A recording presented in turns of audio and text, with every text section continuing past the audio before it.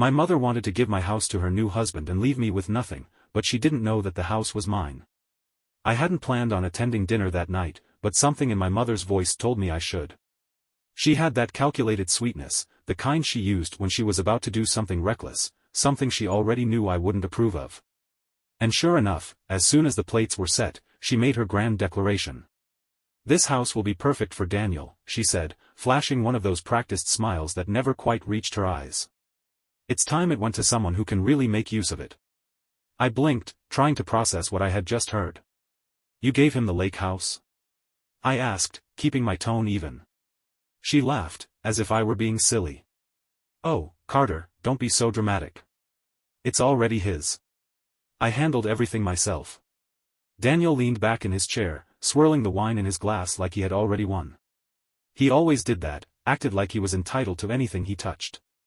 He was my mother's third husband, and in the 3 years they'd been together, I had seen him slowly chip away at everything she owned, repackaging her life into something that served only him.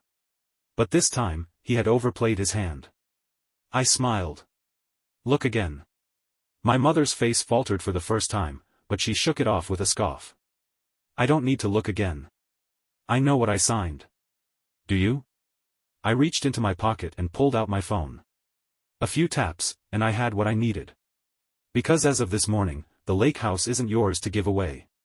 Her expression shifted from irritation to confusion, then to something closer to fear. Daniel sat forward. "What the hell is he talking about, Grace?" I slid the phone across the table. "Check the records." The room went silent as my mother's eyes darted across the screen. I didn't need to see her face to know when she hit the part that mattered. The color drained from her cheeks. "No," she whispered. "That's not possible." Daniel snatched the phone from her hands, scanning the document in disbelief. "What the?" His voice rose. "You put it in a trust?" I nodded. "Not just any trust. An irrevocable one." At 33, I had spent years watching my mother make reckless decisions. I had watched her let men like Daniel walk into her life, carve out a place for themselves, and take whatever they wanted. I had seen my father's old belongings disappear, one by one, until there was nothing left of the life we used to have. But this time, I had been ready. 5 years ago, when my grandfather passed, he left the lake house to me. Not to my mother. Not to be split between family members. To me. I had spent my childhood summers with him, helping him rebuild the dock, plant his favorite flowers, and repaint the shutters that always seemed to be peeling no matter how much work we did. He knew what that house meant to me. And, apparently, he had also known my mother well enough to prepare for what she might try. "What is this?" Daniel growled, turning the phone back to me. "Some kind of trick?" "No trick," I said easily, leaning back in my chair. 6 months ago, I had a conversation with my grandfather's lawyer. He told me he'd been getting questions about property transfers, title ownership, legal loopholes. Questions that made him uneasy. I glanced at my mother. "You were planning this for a while, weren't you?" She clenched her jaw. "You don't understand, Carter. You never understood." "Oh, I understand perfectly." My voice was quiet but firm. "I understand that you and Daniel have been looking for an easy way to make money.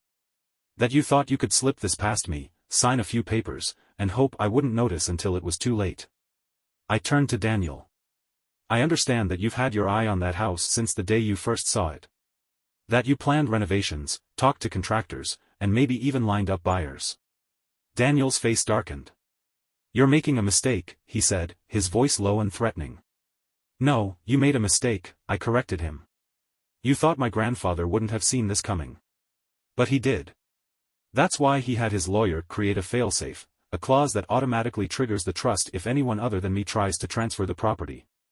The second my mother signed those papers, the trust locked in." Daniel shot my mother a look, one I recognized as barely contained fury. She looked too stunned to meet his gaze. "This can't be legal," she whispered, but the words sounded weak, like even she didn't believe them. I shrugged. "It is. And unless you want to take it to court and spend years trying to fight something that's ironclad, you're wasting your time." Daniel slammed his glass down on the table so hard I thought it might crack. "This isn't over." I met his glare with an unshaken stare. "Oh, it is." I stood, gathering my things. I'll be conducting a property inspection next weekend. You'll need to remove any personal items from the lake house before then. After that, the security codes will be changed, and any unauthorized entry will be considered trespassing. My mother looked up at me, eyes pleading. Carter. I shook my head. No. This was his house, I said, my voice unwavering. He left it to me for a reason. Did you really think he wouldn't protect it? Daniel looked like he wanted to lunge across the table, but I didn't give him the chance. I turned on my heel and walked out. As I stepped into the cool night air, I exhaled, letting the tension slowly drain from my body. My phone buzzed with a message from Mr. Larson, my grandfather's lawyer. Everything go as planned? I smiled. Exactly as Grandpa would have wanted. The lake house was safe. And with it, everything it stood for. The morning after that disastrous dinner, my phone wouldn't stop buzzing. Missed calls from my mother. Furious texts from Daniel. A few messages from family friends who had somehow already heard the news and wanted to express their concern about the situation. I ignored them all. Instead, I forwarded the most threatening ones from Daniel to Mr. Larson, my grandfather's lawyer. He responded almost immediately. Keep everything documented. They're getting desperate. Let me know if they try anything else. I had no doubt that they would. It was only a matter of time before Daniel realized just how much he had lost. That afternoon, I drove to the lake house. I needed to see it, to remind myself that it was still mine. That despite everything, the place I loved hadn't changed. But the moment I pulled into the gravel driveway, my stomach twisted. Something had changed. The front yard, which my grandfather had meticulously landscaped for years, had been torn up. Piles of construction materials were stacked haphazardly near the house. Large sections of the dock were missing, the old wooden planks discarded in a heap beside a dumpster overflowing with what looked like original fixtures from inside the house. Renovations. Daniel had already started tearing the place apart. I clenched my jaw, pulling out my phone to take pictures. Mr. Larson would need to see this. If they had made any changes after the trust was activated, we might have legal grounds to force them to pay for the repairs. I was halfway through documenting the destruction when I heard the sound of tires crunching on the driveway behind me. I turned just as Daniel's sleek black SUV rolled to a stop. He stepped out with all the arrogance of a man who thought he was still in control. Today, though, there was something different, something more desperate in the way he squared his shoulders and adjusted his shirt cuffs. You have no right to be here, he said, walking toward me. Jamie and I have already paid deposits to the contractors. We have plans for this place. I tucked my phone into my pocket. No, you had plans. The trust says otherwise. You think you're so damn clever. His voice was low, simmering with frustration. But you have no idea what you're doing. Jamie and I had buyers lined up, wealthy buyers. This could have set us all up for life. I raised an eyebrow. Set you up, you mean? Daniel's jaw tightened. Don't be naive. Do you have any idea how much this land is worth? The renovations alone would have increased the property value tenfold. You're throwing away an opportunity that... I don't care, I cut him off. This isn't just some real estate investment. It's my home. My grandfather's home. And you had no right to touch it. Daniel let out a short, humorless laugh. Your home? Look at this place. It's outdated, falling apart. I was doing you a favor. I crossed my arms. A favor? You gutted my grandfather's dock and trashed his garden. He spent decades making this place perfect. And you, I gestured to the dumpster, decided you knew better? Daniel took a step closer, his voice dropping into something more menacing. You can undo a few renovations, Carter. But don't think for a second that this is over. You may have the house, but you're not the only one with resources. I wasn't fazed. Then go ahead. Waste your time. Waste your money. Take it to court if you want. But the trust is solid, and you know it. Daniel exhaled sharply through his nose, fists clenched at his sides. For the first time since I had met him, he looked genuinely rattled. I took a step forward. Oh, and by the way?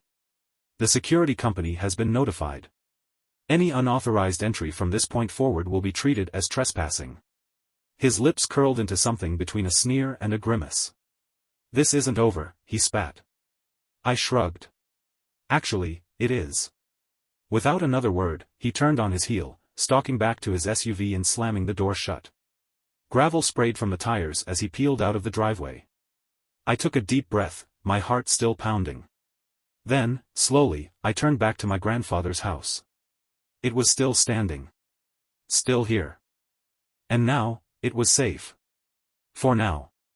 For the next 2 weeks, the messages kept coming. Daniel sent increasingly aggressive texts, shifting between threats and bribes. My mother left voicemails that started as desperate appeals and eventually dissolved into guilt trips. But the most telling sign of their desperation came in the form of an official email. I opened it late one night, sitting on the dock with a cup of coffee. The sender's name was unfamiliar, but the subject line made my stomach turn. Proposal for lakefront property acquisition. I skimmed the first few lines. Dear Mr. Carter Hayes. Our firm represents a group of investors who are deeply interested in acquiring your lakeside property.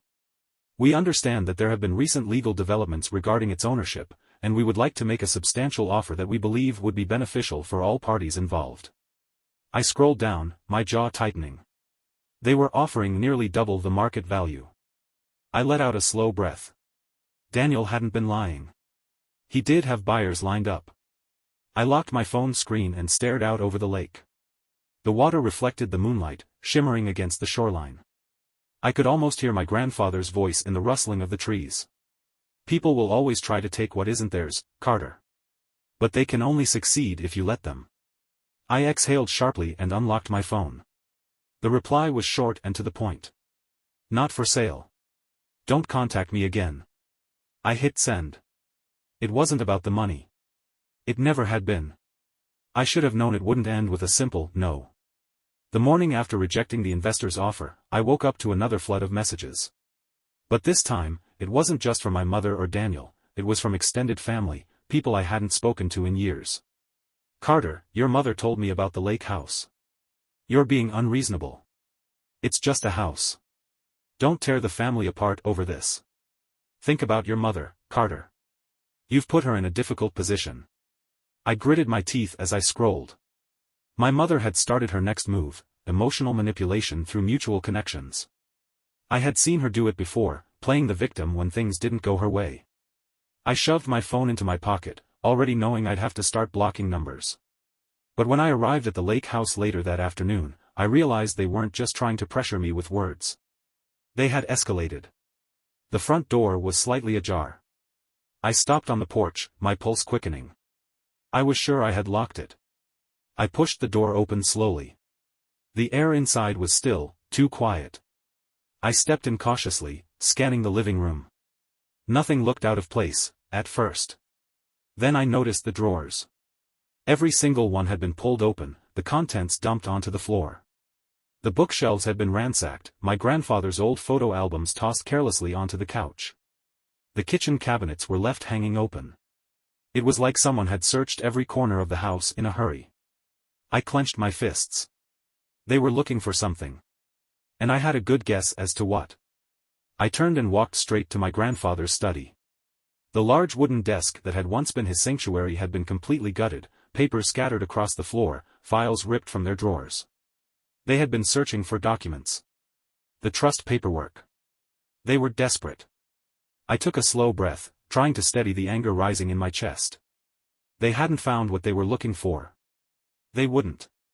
The real documents were locked away safely with Mr. Larson, and the digital copies were backed up in multiple places. But the fact that they had come here, had broken in, told me just how far they were willing to go. I pulled out my phone and dialed Mr. Larson. There's been a break-in, I said the moment he answered. His tone sharpened. Are you safe? I wasn't here when it happened, I said. But they were looking for the trust documents. A heavy silence. Then, you need to file a police report. I exhaled. I hated the idea of turning this into a legal battle. But I knew he was right. I hung up and made the call. By the time the officers arrived, I had already taken pictures of everything. They walked through the house with me, asking questions, checking for signs of forced entry. Any idea who might have done this? One of them asked. I almost laughed. I have a few guesses. I didn't have proof yet, but I knew. And when I got that proof, Daniel and my mother were going to regret ever setting foot in this house again. That evening, my mother showed up at my apartment. She hadn't called first, which wasn't like her. When I opened the door, she looked exhausted, like she hadn't slept since our last conversation. "We need to talk," she said. I crossed my arms. "Do we?" She sighed, running a hand through her hair. "Carter, please. Just let me explain." I let out a slow breath, then stepped aside. She walked in, glancing around as if she was expecting to find something incriminating. Maybe Daniel had convinced her I was hiding something, some loophole they could use to break the trust. She sat down on the couch, folding her hands in her lap. "You called the police." I sat across from her. "Someone broke into my house." Her jaw tightened. "Carter, I had nothing to do with that." I raised an eyebrow. "And Daniel?" She hesitated. Just for a second. But that was all the answer I needed. I shook my head. "You're really going to keep defending him after this?" She closed her eyes for a moment, exhaling shakily. When she opened them again, she looked different. Tired.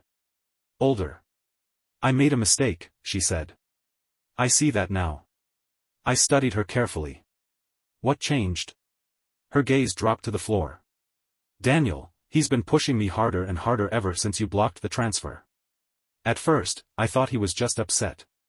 But then I started looking through some of his things. Bank statements. Business dealings. Carter, he's done this before." I leaned forward slightly. "What do you mean?" She swallowed hard. "I started calling some of his ex-wives. The ones I could track down." She let out a small, bitter laugh. "Turns out, I'm not special. He's been pulling the same scam for years, marrying women with assets, convincing them to sign over properties or investments, then disappearing when things fall apart." I sat back, absorbing that. I had suspected something like this, but hearing it confirmed from her. That was different. I was just his next target, she admitted. And I didn't see it until it was too late. I sighed, rubbing a hand down my face. "So what now?" She looked up at me, her expression filled with something I hadn't seen in a long time. "Resolve. I filed for divorce this morning," she said. I blinked. Of all the things I had expected, that wasn't one of them. Her voice softened. "I let him manipulate me for too long. I almost let him take everything, including the lake house. But you stopped him. You stopped me." She met my gaze. "I don't expect you to forgive me, Carter. But I want to fix this. I want to fix us." A lump formed in my throat. I had spent years believing my mother was too far gone.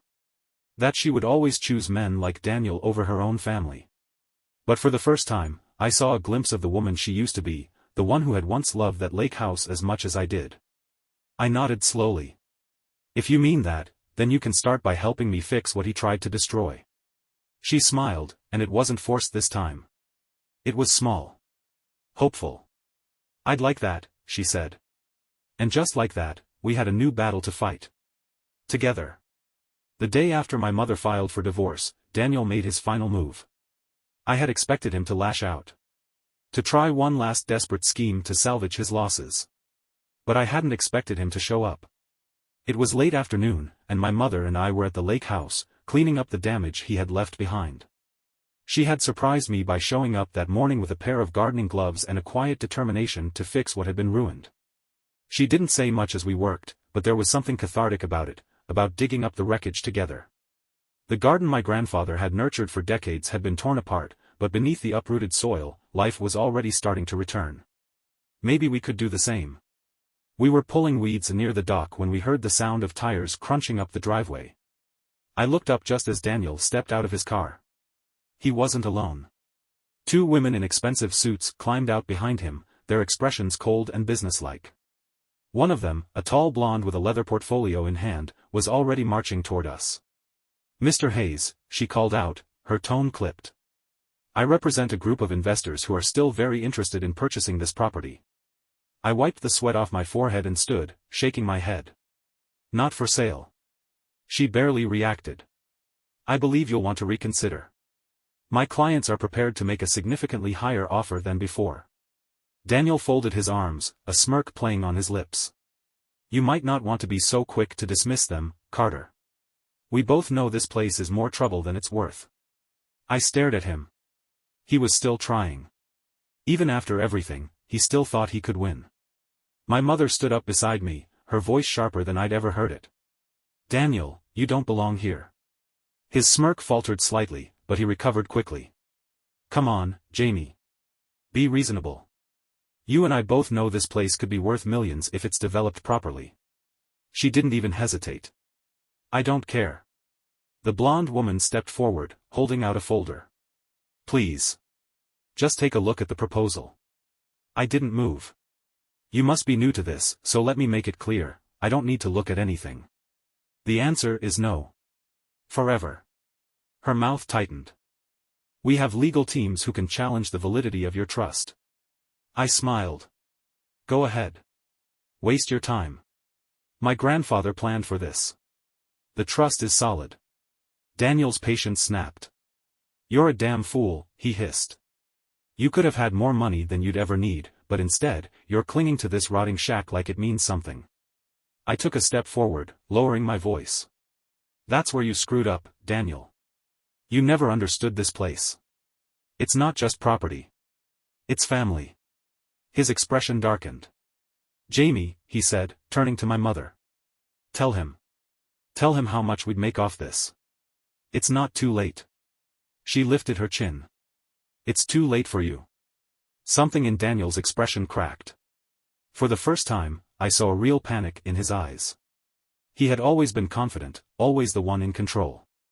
But now, he was losing everything. Without another word, he spun on his heel, storming back toward his car. The two investors lingered for a moment longer, as if debating whether to push further. But when I crossed my arms and stared them down, they must have realized it was pointless. They turned and left. Daniel's car sped out of the driveway, kicking up dust in its wake. I let out a slow breath. It was over. Really over. In the weeks that followed, Daniel tried to make trouble, but his power was slipping fast. My mother had her lawyer freeze their shared assets, blocking him from draining what little remained. Mr. Larson, meanwhile, had started digging deeper into Daniel's past financial schemes. He found plenty of interesting things. We're looking at possible fraud charges, Mr. Larson told me over the phone one afternoon. If he tries anything else, we'll take him down in court. But Daniel must have realized he was out of options, because he disappeared. Just like that, he was gone. And the lake house was still here. One evening, as the sun dipped below the lake, my mother and I stood side by side on the newly repaired dock. The house had come a long way. The damage Daniel had done had been undone. The original fixtures were back where they belonged, the garden was slowly coming back to life, and the dock, my grandfather's dock, was sturdy again. I took a deep breath, inhaling the scent of fresh pine and lake water. You know, my mother said after a long silence, your grandfather once told me something when I was younger. I glanced at her. What? She smiled, watching the water. He said houses have souls, just like people. That they remember the ones who love them. I looked back at the lake house, the house that had withstood everything and still stood strong. I think he was right, I said. She hesitated, then reached out and placed her hand over mine. It was a small gesture, but it meant everything. For the first time in years, I felt like I had my mother back. We sat there in silence, watching the last of the sunlight disappear over the horizon. The battle for the lake house was over. And in the end, it had never been about money. It had been about home. About family. And about protecting the things that truly mattered. The lake house had survived. And so had we. Thank you for watching the video, like it if you watched the video to the end and don't forget to subscribe. Have a nice day.